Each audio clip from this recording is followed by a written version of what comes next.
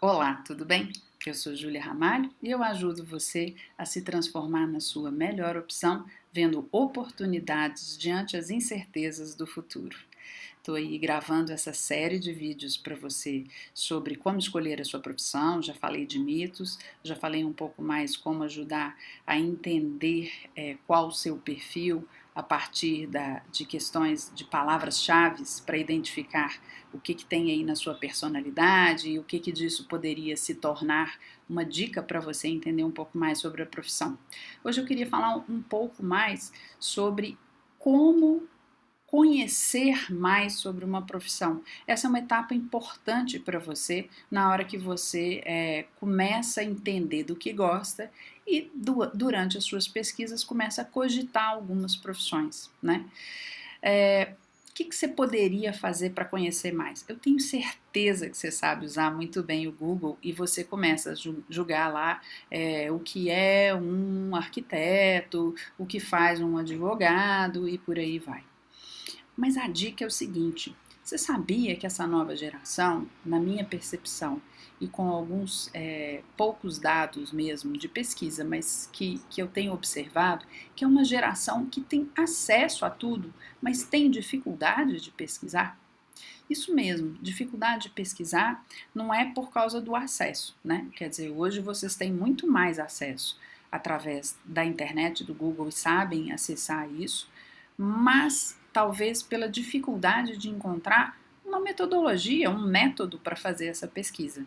Isso talvez seja alguma coisa que a gente possa conversar hoje. Então, quando a gente fala assim, como que eu vou conhecer mais? Ok, eu sei que você sabe utilizar o Google, mas a questão principal é por onde que você de fato encontra informações importantes para te ajudar a decidir ou conhecer mais sobre essa profissão. Então, a primeira delas que eu gostaria de falar com você é sobre fontes de informação. Isso mesmo, fontes de informação é o primeiro passo sobre aquilo que é ou não é relevante. Tenho certeza que quando você vai fazer a sua busca aí no Google, muitas vezes você não passa da terceira página, não é mesmo? Isso já é um dado tão conhecido que o próprio Google, para questões de saúde, por exemplo, ele está tentando fazer uma busca centralizada para poder encontrar tudo no mesmo lugar. Quando eu trabalhei com jovens numa escola, num projeto de designers do futuro, essa foi uma das questões que eu observei. As pessoas queriam que todas as informações estivessem em um lugar só. Ou a gente pode dizer em um site só, ou em uma fonte só. Isso não é legal. Se eu estou fazendo uma boa pesquisa, eu não posso ter apenas um livro de referência. Se eu estou fazendo uma boa pesquisa, eu não posso ter apenas uma pessoa como referência, nem apenas um blog, nem apenas nem um site, nem uma revista, nada. Essa que é a principal coisa. É como selecionar coisas que vão de fato ser sérias e importantes para mim e não blá blá blá blá blá do tipo venha, faça comigo, seja tão esperto quanto eu, né? E muitas vezes não necessariamente aquilo é uma informação que a gente precisa levar a sério. Você está cansado de saber que é cheio de boatos, cheio de bobagem na internet. Como você separar isso? Uma primeira coisa é fazer uma boa pesquisa, usar um bom método e ter fontes confiáveis. Nesse momento, assim, uma que é mais do que tradicional, já tem certeza que você vai até ela, por exemplo, o guia de estudante. Tem certeza que você já foi lá de alguma forma, ou pelo Google ou fora dele, você já zanzou por ele. Sem dúvida, é uma fonte boa, rica, né, tanto como site quanto como revista, mas ele ainda é uma coisa que volta para alguns padrões que a gente pode falar da profissão. Dentre elas, que a gente poderia pensar é o que faz uma profissão. Não é essa uma pergunta que a gente quer entender quando a gente está conhecendo mais? Sabe o que eu gostaria de te propor? Em vez de o que faz uma profissão, por que esta profissão? Lembra da história que eu estou falando o tempo inteiro, que nós estamos num momento de virada muito grande, que as profissões não serão mais as mesmas? Então, se você vai a um site falando sobre uma profissão, mas esse site não te ajuda a repensar o que é essa profissão a partir das novas tecnologias, talvez você vai escolher uma profissão de uma forma como ela não é mais tão importante, concorda? Vamos pensar um exemplo aqui. Se a gente pega, por exemplo, uma profissão mais automatizada, Não sei, a discussão de contador é uma, né? Que cada vez mais a gente terá sistemas que podem, de alguma forma, confrontar e fazer os lançamentos e fazer todo o processo que muitas vezes era de um contador. A profissão do contador ela vai ter que ser cada vez mais estratégica, inteligente e menos rotineira, tal qual ela veio sendo. Se a gente for olhar a descrição da profissão de contador, talvez ela não valha mais para o que está chegando se a gente for utilizar esses sistemas inteligentes. E é provável que a gente utilize.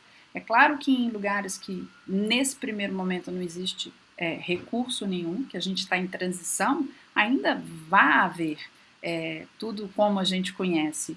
Mas a cada vez mais que a gente está dobrando a capacidade das nossas tecnologias a cada 2 anos, né? Tornando tudo mais veloz, com maior capacidade de armazenamento e os celulares chegando nas mãos de todo mundo e todo mundo muito mais mobile e mais conectado, é provável que muitas dessas coisas cheguem também para a gente, esses sistemas, de forma muito mais baratas. Então a pergunta que começa a existir é: será que a gente vai precisar do contador como a gente conhecia? E será que quando você se formar, se você escolher essa profissão, você vai fazer as mesmas coisas que fez um contador até agora? Então, provavelmente não.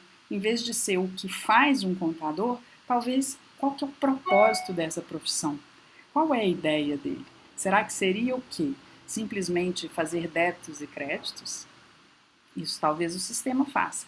Mas se você entender que ele pode, de uma certa forma, registrar, salvaguardar, entender melhor a operação e os registros de uma empresa, talvez a gente continue precisando, num primeiro momento, sim, do contador, para pensar todas essas transações, né, e esses registros que a gente precisa fazer da profissão. Mas de uma outra forma, onde a máquina já faz, um contador para pensar se esse deveria ser as operações, né, para poder dar muito mais uma consultoria para esse negócio do que propriamente simplesmente registrar automaticamente como ele vinha fazendo. Então, se a gente olha o que faz na hora que a gente está buscando a profissão, a gente ainda pode estar olhando pelo retrovisor para o que foi uma profissão. Nesse momento, a gente tentar criar de tudo que a gente está lendo, de várias fontes que a gente está buscando, o que de fato é o propósito de uma profissão, né? Quantas pessoas, gente, que não são poucas, já me responderam assim, que gostariam de fazer medicina e que gostariam de fazer dermatologista para ganhar dinheiro. Isso é um propósito para uma profissão de médico? Eu acho que é uma consequência, mas se é o propósito, eu acho que não. Então, eu acho que a gente está no momento de repensar, inclusive, as próprias escolhas que a gente está fazendo a partir do que é a profissão e dos propósitos que a gente quer para essa profissão. Então, quando a gente começa a explorar mais, não só uma fonte, né? Começa a olhar revistas, blogs, profissionais na área, entrevistar esses profissionais, não usar apenas uma pessoa. Vou te dar um exemplo. A minha área, de novo, psicóloga. Eu sou extremamente realizada como psicóloga. Eu atendo em consultório, não só em processo de coaching de orientação de carreira, eu atendo na clínica, mas se você encontrar uma outra pessoa que não conseguiu se dar bem, que não se realizou e não gostou da profissão de psicólogo, ela pode ser completamente frustrada e te dizendo: de jeito nenhum, não faça psicologia, você vai morrer de fome, você não vai conseguir trabalho, você não vai... Tá bom, mas concorda que existem várias possibilidades para a gente poder exercer uma profissão? Então também a gente não pode ter uma fonte única, né? A gente tem que pensar o que de fato a gente consegue de informações diferentes e relevantes e de pessoas que têm uma formação para poder passar realmente para a gente sobre essa profissão. Que mais que a gente poderia pensar aqui de fonte de informação? Então, revistas, jornais, poderíamos pensar também em relação a blogs, que hoje em dia tem blogs sérios, né? E pessoas com formações na área, variações dessas formações, onde a gente também pudesse buscar.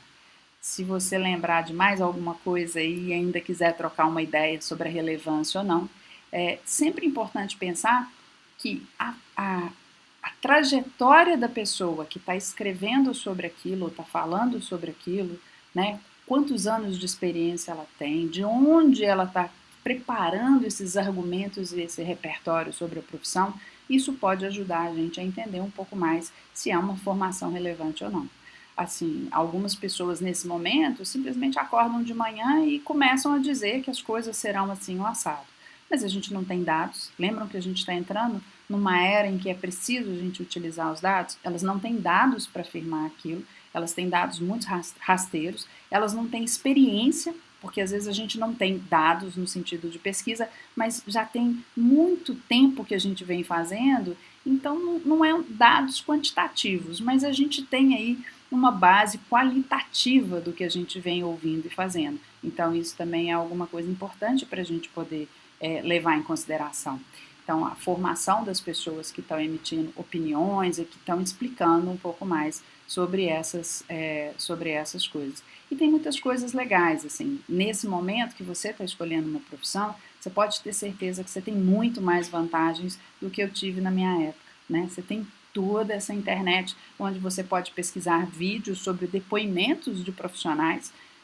Tem um, inclusive, em Portugal, e tem o mesmo nome do meu projeto, que chama Designers do Futuro, chama Designers of the Future, mas que tem várias profissões, com vários profissionais da área, né, em Portugal, em português, falando para vocês aí sobre um pouco de cada profissão. Eu acho que isso ajuda também a entender. E a gente entender muito sobre o perfil da profissão. Esse seria outro aspecto importante para você nesse momento de pesquisa. Por que o perfil?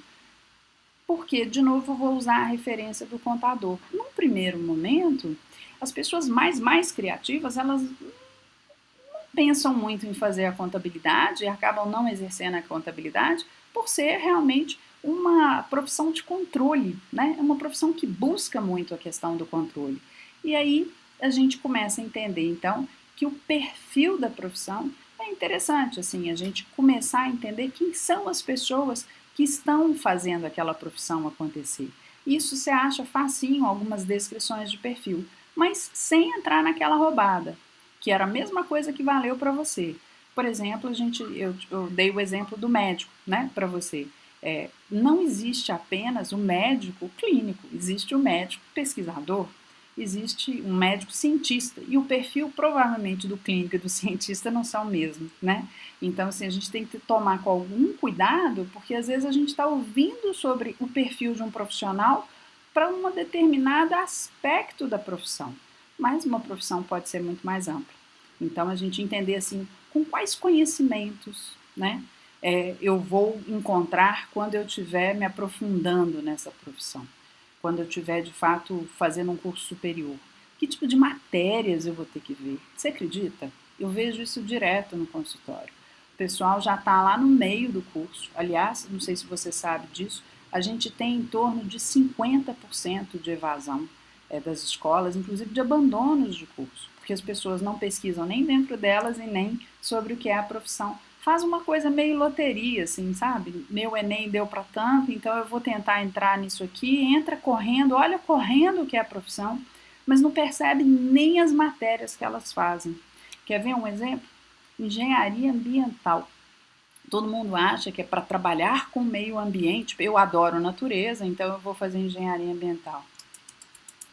Pesquisa direito. Você sabe o que tem a ver engenharia ambiental? Muito mais com gestão do que propriamente com natureza, embora seja uma gestão que eu possa até fazer num campo aberto ou para negócios que estão ligados de alguma forma ao impacto no meio ambiente, mas não necessariamente tem a ver com alguma coisa da biologia propriamente, né? Pode até ter alguma disciplina, matéria ligada a isso, mas ela não é necessariamente alguma coisa para quem adora a natureza. Tem a ver muito com projetos e com gestão. Tá vendo que engodo? Então não tem jeito. Vamos lá, vamos pesquisar também sobre as profissões, vamos começar a melhorar essa nossa fonte de pesquisa e tudo mais? Espero ter ajudado de novo. Um beijo.